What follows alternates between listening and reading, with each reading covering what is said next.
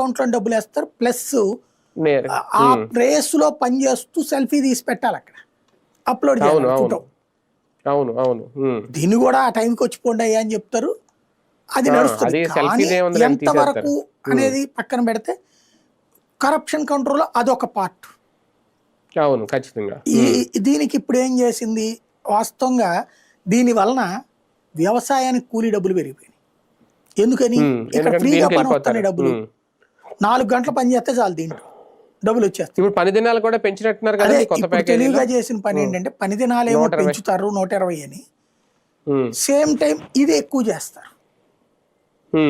అది అసలు పాయింట్. వీళ్ళు పెట్టుకున్నటువంటిది ఏంటంటే 120 ఇది రాష్ట్ర ప్రభుత్వాన్ని జవాబుదారీ చేశారు. అది 40% నువ్వు కూడా డబ్బులు పెట్టుకో అన్నారు.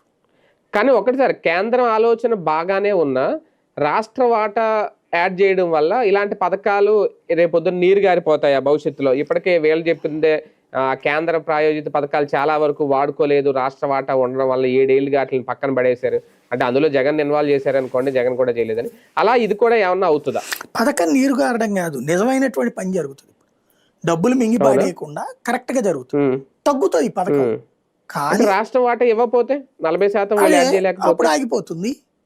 అదే అంటున్నాను. ఆ జవాబుదారీతనం లేకపోతే ఎట్లాగా నీకు? ఇప్పుడు రోడ్డు మీద వెళ్తున్నప్పుడు ఒక 100 రూపాయల నోటు కనబడింది అనుకోండి, దాని విలువ మనకు తెలియదు, గబక్కన అదే ఇది కొనిబడేస్తాం. అదే మనం పొద్దునుంచి సాయంత్రం